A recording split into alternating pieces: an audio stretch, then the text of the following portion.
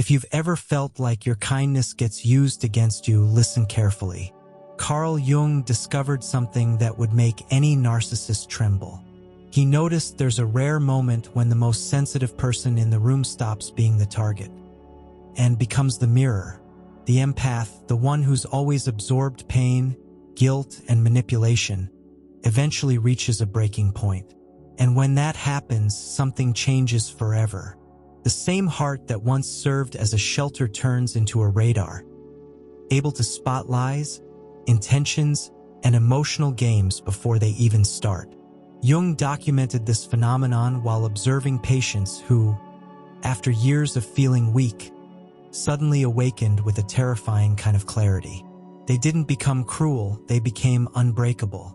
It was as if all the emotional poison they'd carried had alchemized into psychological gold.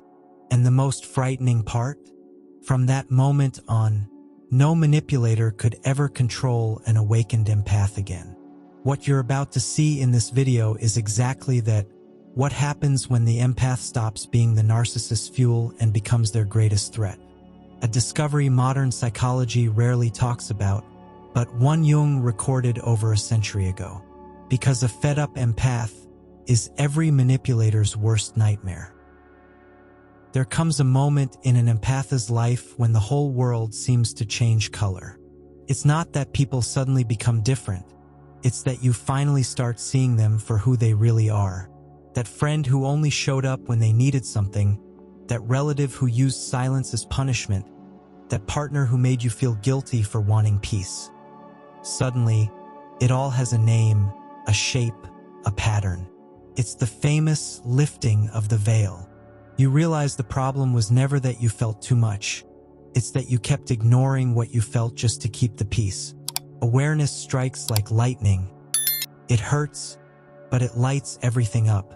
You start revisiting old memories and realize that the love that drained you wasn't noble. It was self-abandonment. Saying yes to everything wasn't kindness. It was fear of rejection. And the weight you carried wasn't emotional responsibility. It was the inability to see that others had a choice too. Weird, huh? Clarity brings both relief and pain at once. You start seeing the psychological games that used to be invisible, and from that moment on, nothing's the same. At this stage, most people try to go back. It's easier to close your eyes than to face the truth. Because seeing requires courage. The courage to admit that part of your pain was kept alive by your own hope. You believed love could heal the other person, when in fact, it could only heal you. The emotional manipulation that once had you tied up starts to lose its grip. Not because the manipulator changed, but because you stopped confusing guilt with love. What's curious is that this clarity doesn't come with anger. It comes with silence. A sharp kind of silence, where you just sit back and think, how did I not see this before? But it wasn't blindness, it was conditioning. You were taught to love until it hurt, to care until you broke, to stay quiet so you wouldn't lose people. But now, love starts to take on a new shape, cleaner, wiser, truer. The guilt that used to guide you slowly turns into discernment. And that's when something wakes up inside you, a sense of emotional dignity that had been asleep all along. You realize that empathy without boundaries isn't a virtue. It's self-destruction dressed as goodness. That saving others was never love. It was a way to run from yourself. From here on, your sensitivity begins to evolve into wisdom. You understand that your heart doesn't need to be fragile to be kind. It can be gentle and strong at the same time. But recognition is only the beginning. Seeing the pattern is one thing. Breaking it is another story. And that's where the empath's true power is born.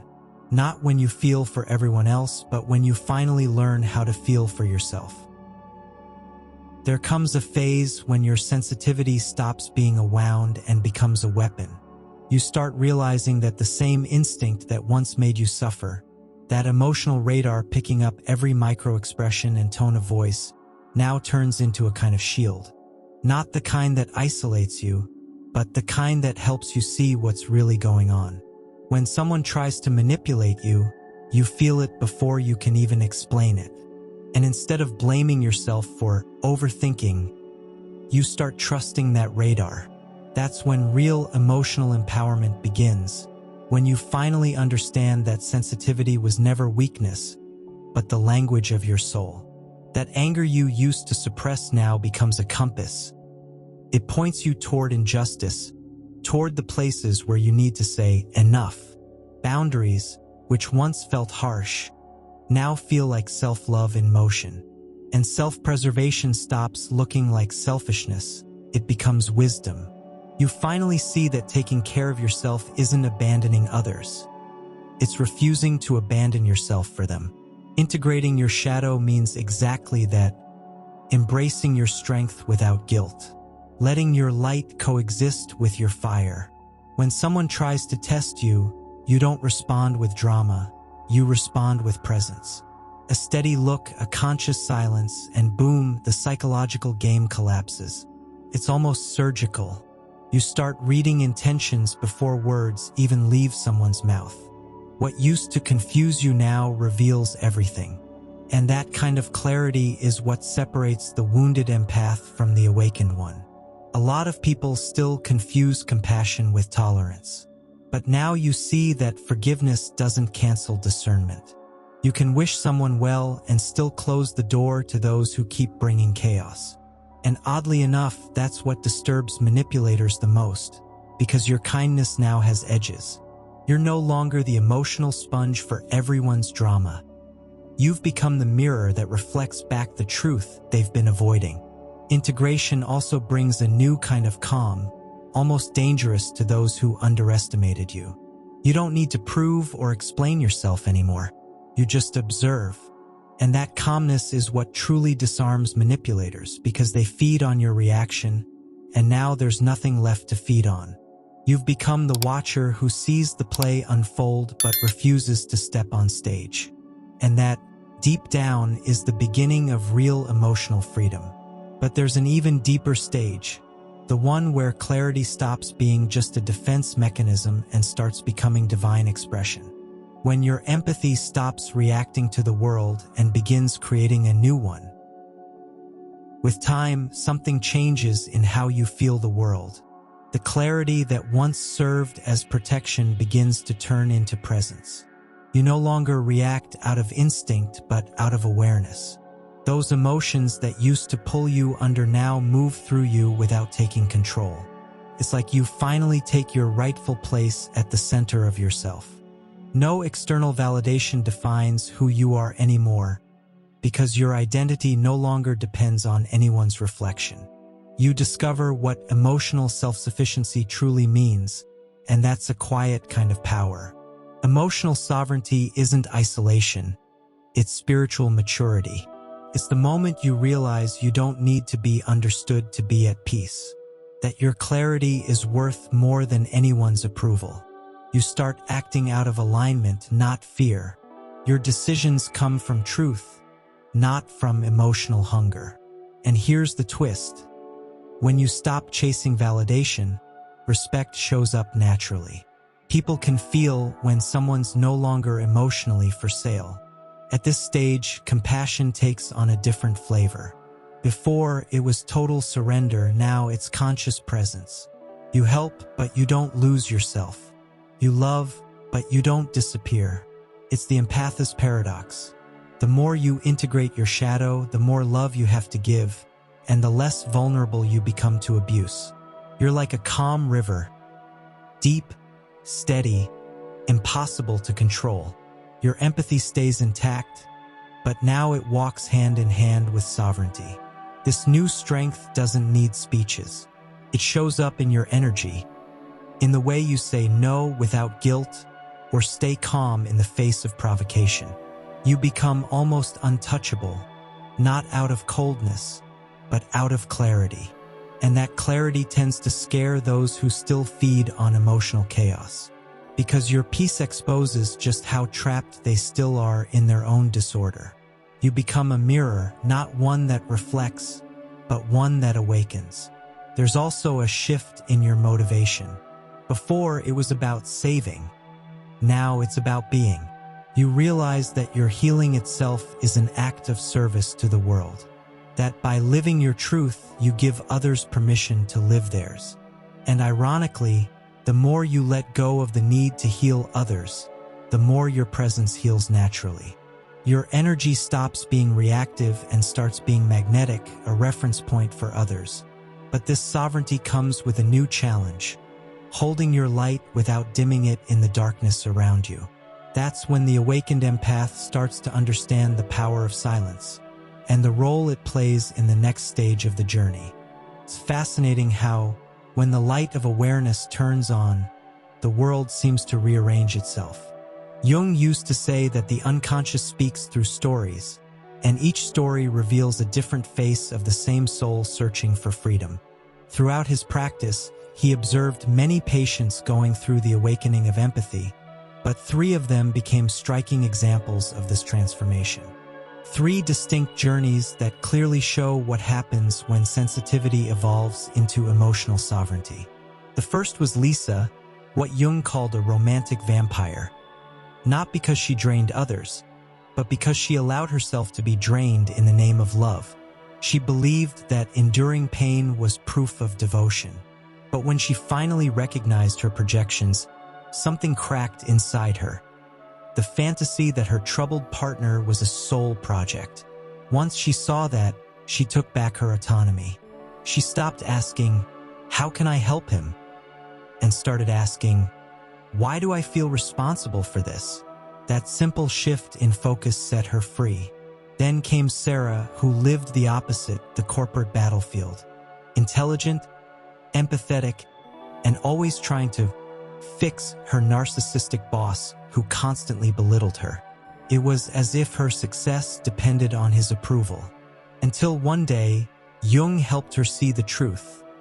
A manipulator only exists as long as they have emotional fuel. When Sarah stopped reacting, his power simply evaporated. Without the drama to feed on, he faded away like a shadow without light. That's how she discovered the strength of neutrality. And then there was Michael, facing the hardest bond of all, the controlling mother. She made him feel guilty for every attempt at independence. "You're really going to leave me alone?" she'd say. He grew up believing that being a good son meant being emotionally available all the time. But once he understood the cycle, he decided to step out of the role of her emotional regulator. He didn't argue, didn't pull away in anger. He simply stopped justifying his silence. And for the first time, he felt the weight of guilt dissolve. These 3 cases reveal something profound. The empath doesn't awaken by rebelling. They awaken by taking responsibility. Lisa discovered that love doesn't need to save. Sarah learned that calm is stronger than confrontation. And Michael realized that guilt isn't affection, it's disguised control. 3 different journeys, 1 single truth. Power doesn't come from resisting others, but from aligning with yourself. And that's where true emotional mastery begins. But Jung always emphasized one crucial detail. Sovereignty isn't the end of the journey, it's the gateway to the sacred. Once consciousness stabilizes, something greater starts to emerge, the spiritual calling of the awakened empath. After hearing so many stories of emotional liberation, you start to notice a pattern. Everyone goes through the same stages, just at different speeds. Jung called this the process of individuation, the journey back to yourself. And over time, that journey can be summed up in 4 simple but powerful movements. I call it the RISE method: recognize, integrate, stop leaks, and embody power. A practical roadmap to turn sensitivity into strength. The first step is recognize, seeing the invisible. Making the unconscious conscious is where all healing begins. It's noticing where your energy leaks. The people you keep trying to save, the conversations that drain you, the guilt that was never yours to carry. It's like turning on a flashlight inside your own labyrinth. Once you start seeing the patterns, the maze stops swallowing you whole. You begin choosing paths with clarity instead of walking in the dark, driven by the need to please. Then comes integrate, embracing the shadow. Here, you learn to make peace with the emotions you used to avoid. Anger, for example, isn't your enemy. It's your soul's alarm system, showing you where a boundary's been crossed. Saying no stops feeling like a sin and starts feeling like a prayer. And choosing yourself stops looking selfish and starts looking wise. This is the moment the empath realizes compassion that doesn't include yourself is just another form of self-abandonment. The third stage is stop leaks, sealing the drains. Most people don't lose energy because they do too much, but because they don't notice where it's slipping away. It could be a draining conversation, an attachment that holds you hostage, or a memory you keep reliving. Closing these leaks is an act of sacred self-protection. You learn to choose your connections wisely, to stop over-explaining yourself, and to value silence as a form of psychological economy. And finally, the most beautiful stage, embody power. This isn't about becoming cold. It's about becoming whole. When you stop negotiating your energy, the world starts perceiving you differently. People can sense something's changed, even if they can't explain what it is. It's a presence that doesn't need to assert itself. It simply is. It's the vibration of someone who belongs to themselves, someone who's learned that being empathetic doesn't mean being weak, but being aware. But the peak of this journey isn't just about controlling your energy, it's about transmuting it. Because when empathy unites with consciousness, it stops being a defense mechanism and becomes creation itself. And that's where the next level of emotional evolution begins, when the awakened empath turns into the alchemist of their own reality. In the end, you realize that the empath doesn't win by fighting emotional wars. They win by refusing to keep playing the game. Real power isn't found in reacting, but in withdrawing your energy from a system that feeds on your imbalance. When you stop justifying, explaining, and carrying what isn't yours, the manipulator loses their grip. The empire of guilt collapses. And it's in that silence that a new kind of freedom is born, the one that rises from within. The empath's revolution is silent. It's choosing authenticity in a world that profits from masks. It's keeping your heart open but your mind awake. It's understanding that compassion isn't submission, and being good doesn't mean being blind. Your sensitivity was never weakness. It was always your early warning system, alerting you when something was off. And now you've finally learned how to listen. Jung said that when consciousness expands, evil loses its power. And that's exactly what happens when the empath awakens. What once hurt you now strengthens you. What once drained you now reveals you. You become someone who no longer needs to prove kindness, because your presence itself becomes healing in motion. It's the moment when feeling stops being suffering and turns into embodied wisdom. This is the birth of the sovereign empath, the one who feels deeply but chooses consciously, who loves without losing themselves, helps without disappearing, and understands without needing to control. It's a force the modern world still can't explain, but everyone can feel it. And maybe that's exactly what makes it so rare and so necessary. Now it's time to anchor that awareness. Type in the comments, "I am sovereign in my empathy." This is your identity ritual, a reminder that your sensitivity is your strength, not your weakness.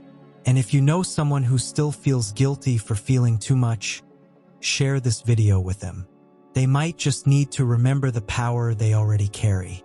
And if this message awakens something in you, keep walking with me, because what's coming next will expand your understanding of the gift you've always had, but never knew how to use.